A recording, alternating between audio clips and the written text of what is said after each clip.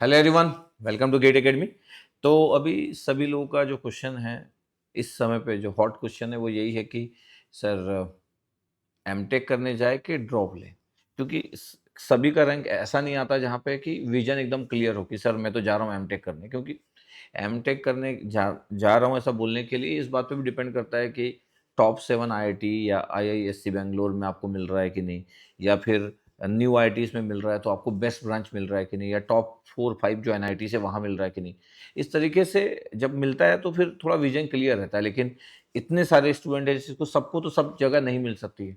ठीक है, और भी डिफरेंट कॉलेज से जहाँ से एमटेक हम करते हैं, और लोग अच्छा पैकेज भी लगाते हैं, लोग अच्छा अच्छा कन्वर्ट भी कर लेते हैं लाइफ में। तो कभी कभी तो थोड़ा लक पे डिपेंड करता है कि आप एक ठीक ठाक कॉलेज से एमटेक कर रहे थे, वहाँ पे प्लेसमेंट हुआ और आप गजब का फोड़ दिए। तो कभी कभी ये आसान नहीं होता है कि एक स्टोरी लिख दी जाए पहले से। ये आसान नहीं है कि एक पहले से ही क्लियर हो कि ऐसा ही होने वाला है। ठीक है, सपोज करो कि टॉप 3 एनआईटी में आपका एडमिशन नहीं होता है और आपका 6 या 7th एनआईटी में एडमिशन होता है।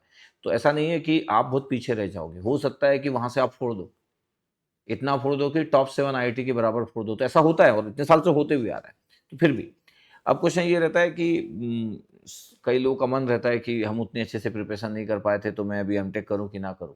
या जो लोग बी के लास्ट ईयर में रहते हैं वो लोग तो 1000 रैंक में भी जब उनको आईआईटी एमटेक मिल सकता है तो भी वो एक बार ड्रॉप लेते हैं। उनको लगता है कि 3 साल वैलिड है स्कोर कार्ड, तो एक अटेम्प्ट तोड़ लेता हूँ, एकदम फोड़ने की पूरी कोशिश करता हूँ, नहीं हुआ तो फिर एमटेक करने चले जाऊंगा। तो वो लोग तो ड्रॉप ले लेते हैं नॉर्मली। लास्ट ईयर वाला बंदा अगर 1000 रैंक है, 900 रैंक है, 1200 रैंक है, वो ड्रॉप ले लेता है सिर्फ इस कॉन्फिडेंस से कि वो रैंक तो उसके पास 3 साल तक रहेगा, तो उसको तो अगली बार भी मिल जाएगा। लेकिन अगर एक साल में फोड़ दिया तो वो अपनी ज़िंदगी को बेटर कर सकता है।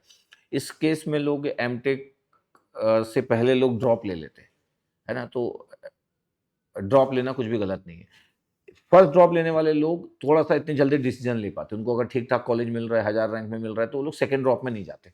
और मेरे को भी लगता है कि अगर आपको मिल रहा है 1000 रैंक तक में तो नहीं जाना चाहिए।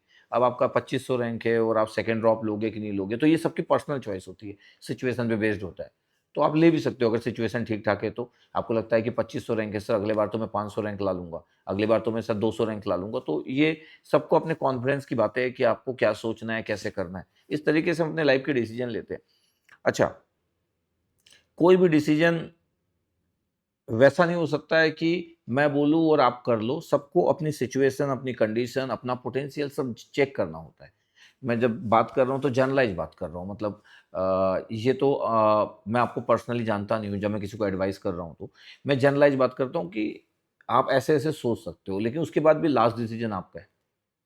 लास्ट डिसीजन आपका है, मतलब जैसे म्यूचुअल फंड, पता है कि म्यूचुअल फंड अच्छा होता है, लेकिन उसमें लिखा रहता है कि आपका जो रिस्क है वो आपका है। क्यों बोला जाता है? क्योंकि वो पर्सनल डिसीजन है कि थोड़ा सा रिसर्च आप कर लो। तो वैसे मैं बोलता हूँ कि मैं एक जनरलाइज बात कर रहा हूँ, और उसके बाद आपको अपना डिसीजन लेना है, आपकी सिचुएशन देखना है, आपको अपना पोटेंशियल देखना है, फैमिली कंडीशन देखना है, फाइनेंशियल स्टेटस देखना है, आपको ये देखना है आप पढ़ने के लिए रेडी हो कि नहीं। उसके बाद, क्योंकि बहुत सारी चीज़ें होती है, आपका कॉन्फिडेंस लेवल आपको देखना है। हाँ, ये तो मैं आपको ये एक चीज़ मैं श्योर कर सकता हूँ कि किसी के ड्रॉप के ईयर से 1 ईयर, 2 ईयर, 3 ईयर्स, किसी के ड्रॉप के ईयर से कोई ज़िंदगी कुछ नहीं होती है। जिस दिन आप अच्छा कर लोगे, तो आप 3 ड्रॉप लिए थे कि 2 ड्रॉप लिए थे कि 1 ड्रॉप लिए थे, मैटर नहीं करता। कोई मेरे को बोलेगा कि सर मैं ड्रॉप नहीं ले रहा हूँ, सर मेरा 1400 रैंक आ रहा है और मेरे को एनआईटी मिल रहा है सर, टॉप 3 एनआईटी तो नहीं मिल रहा है, 4th-5th एनआईटी मिल रहा है और मैं ड्रॉप नहीं लिया सर। एक व्यक्ति 2 साल ड्रॉप लिया और आईआईटी बॉम्बे पहुँच गया। कोई मेरे से बोलेगा कि यार क्या लगता है आपको कि कौन सा बंदा स्मार्ट होगा जो ड्रॉप लेके 2 साल बचा लिया कि जो आईआईटी बॉम्बे पहुंच गया। मैं बोलूंगा कि आईआईटी बॉम्बे वाला ज़्यादा स्मार्ट हो सकता है, होना चाहिए स्मार्ट। क्यों? क्योंकि आज से 10 साल बाद जब देखोगे तो 2 साल जो ड्रॉप लिया गया है वो मैटर नहीं करता है। इसलिए इतनी जल्दबाजी में नहीं रहना चाहिए हमको। तो 2 साल जो ड्रॉप लिए ना वो मैटर नहीं करता है। एट द एंड आज से 10 साल 15 साल बाद आप कहाँ होंगे, ये मैटर करता है। ये मैटर नहीं करता है कि आज आप ड्रॉप लिए कि नहीं लिए। अगर आप ड्रॉप ना लेके आईआईटी बॉम्बे पहुंच जाते हो, दिल्ली पहुंच जाते हो, कानपुर पहुंच जाते हो, मद्रास पहुंच जाते हो, तो ये तो ग्रेट अचीवमेंट है। ठीक है, तो मैं ये सजेस्ट नहीं कर रहा हूँ कि ड्रॉप लेना चाहिए, लेकिन मैं ये सजेस्ट कर रहा हूँ कि अपना पोटेंशियल, अपने आप को देखो, उस स्टेटस को देखो कि आप क्या कर सकते हो, उस सिचुएशन को देखो और उसके अकॉर्डिंग डिसीजन लो। मैं तो हमेशा ये बोलता हूँ कि गेट के पेपर का एनालिसिस भी करना चाहिए। आप गेट के पेपर का प्रॉपर एनालिसिस करना चाहिए जब भी आप अगला अटेम्प्ट देने वाले हो, कि इस बार आप क्या-क्या गलतियाँ किए हो और जो अगले बार गलती नहीं करने वाले। उसके बाद आपको डिसीज़न लेना है। पता चला कि आप अपने आप को इम्प्रूव नहीं कर रहे हो और सिर्फ़ ड्रॉप पे ड्रॉप लिए जा रहे हो और बिना ये जाने कि आपको ड्रॉप की ज़रूरत क्यों पड़ रही है। तो फिर आपका ड्रॉप बढ़ते जाएगा और ऐसा कुछ रिज़ल्ट नहीं मिलेगा। आप अगर इम्प्रूव कर लोगे जो आपकी मिस्टेक्स है, तो फिर ड्रॉप लेने का एडवांटेज होगा। अदरवाइज़ ड्रॉप लेने का एडवांटेज भी नहीं है अगर आप अपनी मिस्टेक को अगर इम्प्रूव ना कर पाए। अच्छा, सबसे ज़्यादा रिस्की तो तब है जब आपको यही नहीं पता कि आपकी मिस्टेक क्या है। मेरे को ऐसे बहुत सारे लोग मिलते हैं जिनको सच में मिस्टेक नहीं पता चलती और वो मिस्टेक जानना भी नहीं चाहते, तो उनके इम्प्रूवमेंट के चांसेस बड़े कम हो जाते हैं। फिर वो 2-3 साल ड्रॉप लेते, फिर गेट लेफ्ट कर देते। क्योंकि इसलिए भी क्योंकि अब उनको जब पता ही नहीं था मिस्टेक, तो वो अगले बार जब भी 2-3 ड्रॉप लिए तो वो इम्प्रूव नहीं कर पाए। जब तक किसी को अपने बारे में नहीं पता होगा, उसके इम्प्रूवमेंट के चांसेस कम होंगे। तो ये देखना भी बड़ा इंपॉर्टेंट और इंटरेस्टिंग है कि आप किस तरीके से ले रहे हो।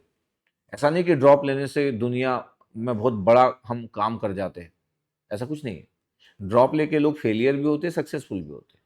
ड्रॉप लेने के बाद प्रेशर तो रहता ही है। अगर आप सक्सेसफुल होगे तो बहुत ही अच्छी बात है, लेकिन फेलियर हो गए तो फिर 2-3 साल बाद आप गेट को लेफ्ट कर देते हो, कितने ड्रॉप लोगे?